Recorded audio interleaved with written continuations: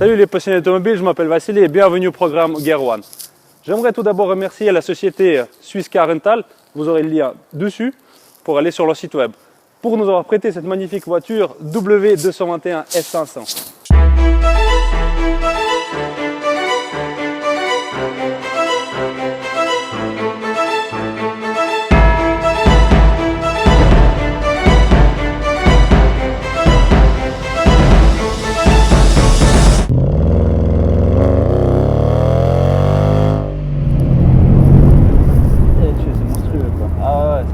On a une poussée, on se dit mais comment il arrive à avancer ce putain de moteur 5,5 litres, une telle masse de 2 tonnes passées, mais franchement, rien à dire.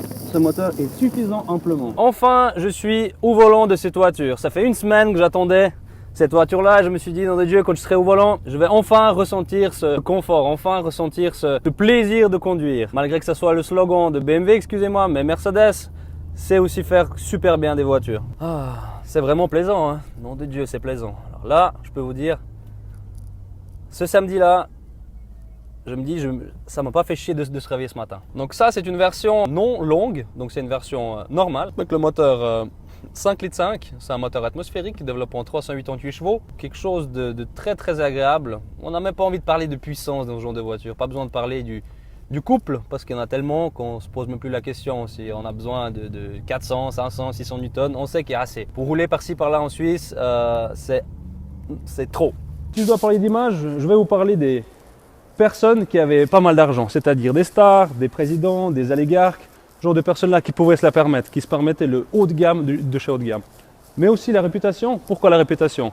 Parce que c'est pas seulement des personnes qui adorent le confort qui vont acheter cette voiture. C'est des personnes qui résolvent réellement des problèmes ou bien qui croient résoudre les problèmes. Cette W221 a été produite en 2005 et ça a fait la révolution de l'automobile, à savoir qu'elle a été faite à base de la Maybach. Pour parler de la première impression que j'ai au volant de cette auto, il y a un truc qui est assez incroyable, c'est qu'une fois que tu rentres là-dedans, que tu fermes la porte, tu te poses là-dedans, tu rentres dans un autre monde. Tu rentres dans un monde du calme, le monde du silence.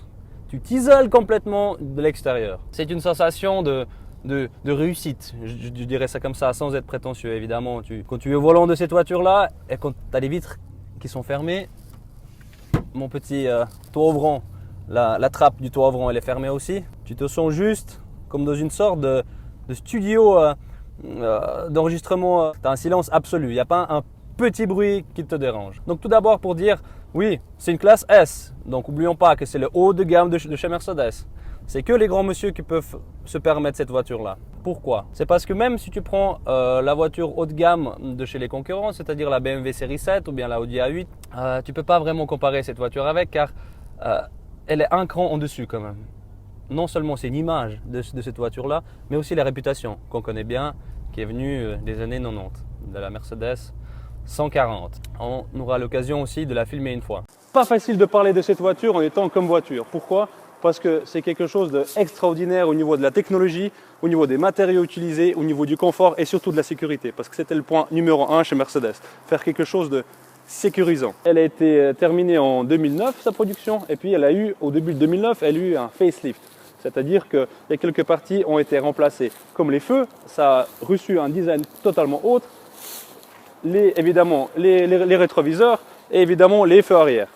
Ils ont fait aussi un effort au niveau du freinage. Cette carrosserie-là, elle a été fabriquée avec la protection B6 et B7. C'est-à-dire qu'ils l'ont faite aussi en version blindée. Je vous explique. Vous voyez l'épaisseur de ces ailes, vous voyez les ailes élargies, vous voyez les portes qui sont ultra larges. Pourquoi ils ont fait ça? C'est parce que pour avoir une voiture qui est blindée, ils doivent renforcer à mort pour pas qu'une balle ou un autre projectile puisse traverser cette voiture-là. Aussi, j'aimerais parler du design de la voiture, c'est-à-dire des ailes avant, des ailes arrière. C'est quelque chose qui a été élargi par rapport à la carrosserie d'avant, la W220. Cette voiture spécialement, elle a un pack AMG. Donc c'est un pack qui donne une certaine agressivité à cette voiture-là. Elle ne se regarde pas comme une classe S normale. Elle est aussi montée de jantes en 20 pouces, donc des jantes véritables AMG, donc un peu plus étroit à l'avant, beaucoup plus large à l'arrière. Ça donne un look très agressif mais sobre au même temps. Parlons un peu des options que le conducteur a à son utilisation. Donc sur notre gauche, donc évidemment, nous avons le siège avec multi-réglages. Je crois que j'ai jamais vu une voiture qui avait autant de réglages que ça. C'est-à-dire que nous avons un siège conducteur, évidemment, suite passager, la même chose. On a un réglage de basculement, on a un réglage de l'avancement de l'assise, uniquement de l'assise, pas du siège complet, de l'assise. On peut incliner le siège dans tous les sens, l'appui-tête évidemment. On a les mémoires, 3 mémoires. On a la ventilation du siège sur 3 niveaux. On a le chauffage du siège sur 3 niveaux aussi. Plus complexe ça, je crois pas que c'est peut être possible. Ensuite, là un peu plus bas, on a des molettes évidemment des vitres, 4 vitres électriques. Ça, c'est une évidence. Hein. Je ne vais pas vous dire que c'était en option. Hein. C'était des options de base. Vas-y, passe ton nom de Dieu. Ah, ce son du V8, il est impressionnant. On peut ouvrir le coffre. Juste là, on peut verrouiller les vitres pour les enfants évidemment. Et puis ça, c'est la molette de réglage des rétroviseurs rabattables. On peut même avoir le rétroviseur central qui se règle. Donc ça, c'est quand même quelque chose de super cool, je trouve. Hein. Le plus important, c'est le volant, je trouve. Alors pour moi, il est assez bien réussi. La forme, oui, la forme, allez, je vais dire qu'elle est un petit peu obsolète quand même. C'est un volant à 4 branches. Ils ont ressorti un petit peu le milieu. Un peu plus bas, on a les 2 branches qui partent un peu plus à l'arrière. Mais dans l'ensemble, c'est un volant qui est très confortable. Moi, je l'aurais fait un peu plus épais. Bon, n'oublions pas qu'on est en 2017. Cette voiture, elle a bientôt 10 ans. Mais n'empêche que j'aurais jamais donné cet âge-là. J'ai l'impression qu'elle a 3-4 ans. Toutes les options possibles sur le volant, c'est-à-dire la commande vocale, commande tout ce qui est son, la radio, CD.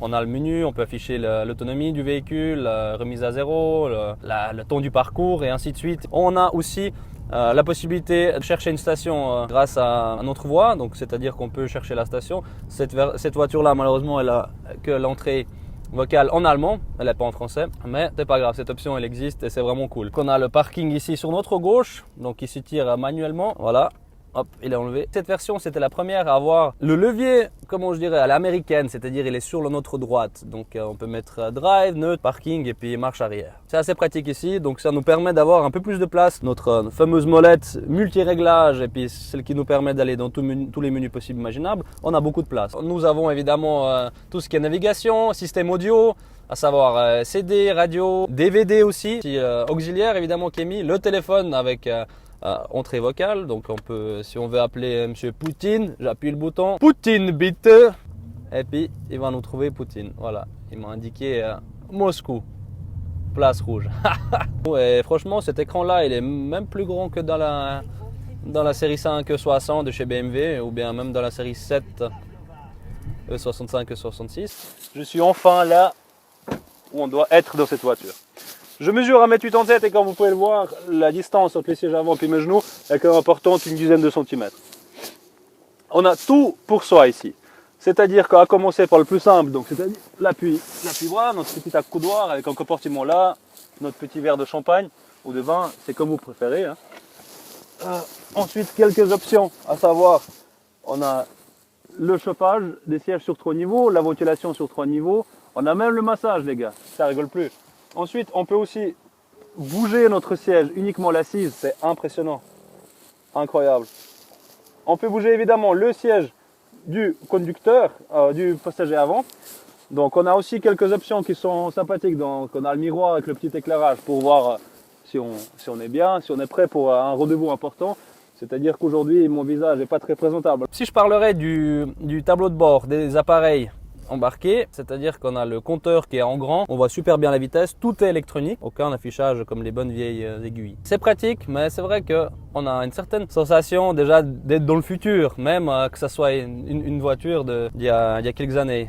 En arrière, on peut voir que c'est vraiment assez futuriste, je dirais. Tout est bien expliqué, donc le contour allant jusqu'à 6000, 6500 tours. Ce moteur-là, je vous rassure, il n'y a pas besoin de le tourner aussi haut car il tourne sans problème jusqu'à 6000, mais vous roulez toujours un régime de 1500, 2000 tours minute, ça vous suffit amplement. Vous avez un pied très très léger, vous appuyez un tout petit chouïa et cette voiture, elle avance déjà avec une sûreté, vous avez une grande réserve de puissance. Donc comme je vous ai déjà dit, aujourd'hui nous avons la S500, c'est-à-dire que c'est un moteur 5,5 litres V8 atmosphérique qui est installé ici. À savoir qu'il y avait beaucoup de versions de motorisation qui ont été installées ici, à savoir que c'était un 350, 320, 400 hybride, 450 essence, 500, S600, donc c'était le V12, gros monstre, et évidemment, pour les passionnés de Mercedes, les AMG 63 et 65. On en filmera de toute façon une fois. Rouler au couple, c'est un grand plaisir et ce plaisir-là, la voiture, elle le possède. Vous ne devez pas tirer votre moteur 2 litres ou 1 litre 6 jusqu'à plus en pouvoir, jusqu'à 6000, 8000 tours, comme sur ces Honda ou ce genre de voiture. Vous roulez comme un papa. Vous touchez un petit peu et tout le monde vous obéit. Oh. Ouais, c'est pas mal, ouais. Passons plus sur la droite, donc notre tableau de bord. Nous avons un grand écran et attention, ça m'a impressionné énormément, c'est qu'on peut régler cet écran-là grâce à 2 petits boutons. On peut le tourner à gauche et à droite. Donc c'est un écran qui se trouve derrière la vitre et on peut le tourner, l'orienter plus vers le conducteur ou si le passager il a envie de regarder la télé ou bien s'il a envie de bidouiller des combines là-dessus, bah, il peut tout à fait le tourner vers lui. Voilà, donc là on a aussi des réglages, l'ESP, on peut le déclencher, le parking, donc les capteurs. Elle a aussi l'option d'avoir évidemment la caméra. Ensuite au milieu, donc très classe. Chez Mercedes, ils ont enfin compris qu'il faut un petit peu libérer de la place au milieu, qu'on n'a pas besoin de regarder ce qu'on fait ici. C'est tout devant nos yeux, donc c'est super pratique. À savoir que la clim automatique, chaud-froid, la ventilation, donc le dégivrage du pare-brise avant, le recyclage évidemment de l'air. On peut tout éteindre le système. Le système important qui s'appelle REST chez Mercedes, mais c'est un système à la base qui s'appelle le Webasto. Et puis ce système-là, il permet d'avoir la voiture, par exemple, si on l'active, la chaleur du moteur va rentrer dans l'habitacle pour garder l'habitacle chaud et agréable. Ensuite, on a aussi la vitre évidemment chauffante et puis le climat contrôle du passager à côté. Au milieu, une petite subtilité de chez Mercedes, donc la petite horloge réalisée dans la haute finition, donc un petit contour chrome avec les aiguilles, le cadran qui est super bien fait aussi. Sans abuser, c'est vraiment top. Gros compartiment de rangement, c'est-à-dire que nous avons ici le compartiment, même j'appuie dessus. Vous savez comment il s'ouvre? Il s'ouvre pas comme ça, clac, comme sur certaines bagnoles. Tu appuies dessus et puis il s'ouvre tout gentiment. Comme quand tu te réveilles, tu sors de ton lit, tu ouvres tes yeux et tu fais... Tu te lèves comme ça. Il fait exactement la même chose. Ça, c'est vraiment top. Tu dis, mon gars, tu viens te réveiller ou bien? Ça donne une certaine... ça te pousse à être agréable aussi. Ça te pousse, tu vois ce machin qui se lève comme ça et tu te dis, mais pourquoi je dois être brusque? Pourquoi dans cette vie je dois prouver quelque chose à quelqu'un? J'ai déjà tout réussi, bordel. J'ai une Mercedes S500, les gars. Le volant, il est un poil bizarre quand même, je trouve. On sent, quand on est au volant de cette voiture, on sent quand même qu'elle est un petit peu lente au niveau de sa conduite, mais ça prouve que c'est vraiment une voiture de classe premium. Que le poids de la voiture, elle fait passer 2 tonnes, c'est-à-dire 2 tonnes 150, 2 tonnes 2 environ. Donc c'est une voiture qui est lourde, mais qui dit lourde, dit aussi agréable à conduire parce que c'est une certaine douceur de roulage qu'elle nous procure. J'ai l'impression que je suis sur un nuage, tu sais. Tu es posé quelque part au bord du lac, en train de boire ta boisson préférée, un petit mojito, pourquoi pas. Et tu regardes ces beaux, magnifiques nuages, on dirait des nuages en plumes, tu sais. Et quand je roule là-dedans, quand je suis assis dans cette voiture-là, j'ai l'impression que je suis quelque part entre les 2 bosses du nuage, dans ces plumes-là. Donc c'est la même sensation. Le propriétaire a fait quelque chose d'exceptionnel. C'est-à-dire qu'il a mis un échappement complet d'une Mercedes AMG. Donc c'est un son qui est très discret, très sourd, qui est rauque. Mais quand il passe à côté de toi, tu sais très bien qu'il y en a sous le capot, mon gars. J'espère que vous aurez de la chance, les gars, une fois, d'avoir un échappement qui fonctionne du tonnerre. Parce que là, franchement, je vous dis, je suis un grand fan du V8. J'ai toujours voulu avoir un V8. Là, c'est un 5,5 litres V8. Et cet échappement, il est juste impressionnant. Il m'enrobe avec sa sonorité.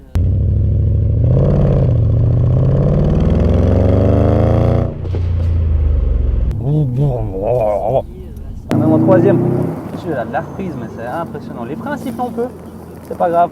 Cette boîte en mode confort, je l'ai déjà dit sûrement, mais elle est un peu lente, elle réfléchit. On appuie sur la pédale de gaz, elle fait bon. Et puis ça se passe en 1 seconde et demie, 2 secondes. Je te dis qu'une voiture de 2017, ça serait, on appuie, tac, pouf, rapport, pouf, direct, mon Dieu, direct. Ok. Là, elle réfléchit un peu longtemps quand même. Bon, allez, on se calme. Classe S 2008. On se calme, ok? Ok, merde. J'ai peut-être oublié de dire un petit détail qui est intéressant. Elle a aussi les palettes. Elles sont toutes petites. Franchement, avant qu'on me le dise, je savais même pas qu'elle avait des petites palettes. Mais elle a des petites palettes juste là, de chaque côté du volant. Donc à gauche pour rétrograder et à droite pour passer le rapport suivant.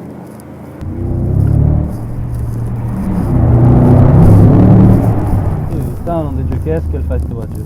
Juste pour vous donner une petite information, c'est peut-être malheureux de le dire, mais la drague en bagnole ici en Suisse, c'est pas tellement d'actualité. Alors je vous déconseille d'acheter ça si vous voulez avoir des gonzesses, vous avez compris? Évidemment, moi j'ai pas trop d'argent, je ne permets pas trop d'avoir ce genre de voiture car c'est quand même cher à l'entretien. Tu vas arriver chez Mercedes, tu vas dire les gars, j'aimerais juste que vous me fassiez un petit service, s'il vous plaît. Ils vont dire oui, bien sûr monsieur, prenez-vous, prenez la place, asseyez-vous s'il vous plaît, prenez un petit café, nous avons plusieurs cafés. Vous voulez un grand, un petit, du lait, du sucre, sans. Je crois que voilà, je suis rentré vraiment dans la maison luxueuse, un peu, j'ai une voiture de luxe, on me respecte, je suis un grand monsieur. Mais après, une fois mon gars, que tu vas reprendre ce bagnole, le gars de chez Mercedes, il va te dire alors voilà monsieur, j'espère que vous avez passé un bon séjour avec notre voiture de près, voici la facture. Et là, la somme sera assez impressionnante, ça je peux vous le dire. Parce qu'une fois que tu arrives chez Mercedes avec une classe S, ils savent très bien que toi, mon gars, tu vas vite descendre ton fut alors. Hein.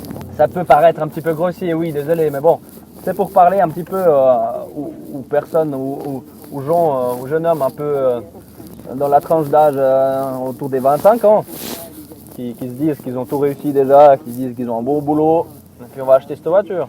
Mais les gars, il ne faut pas oublier que c'est un entonnoir et vous faites aspirer là-dedans. Sans pouvoir s'en sortir. Donc faire absolument gaffe avec ce genre de bagnole en les achetant. C'est beau quand ça fonctionne, c'est beau quand ça marche, c'est top du top alors. Voilà mes chers, nous arrivons à terme de notre épisode. J'espère que ça vous a plu de regarder sur cette magnifique voiture. J'aimerais encore une fois remercier la société suisse Car Rental d'avoir prêté cette chouette voiture. Donc visitez-les sur le lien ci-dessous, ils ont vraiment des caisses au top. Et puis on va se revoir au prochain épisode pour de nouvelles aventures. A plus, je vais faire encore un tour parce qu'il va bientôt faire nuit. Hein.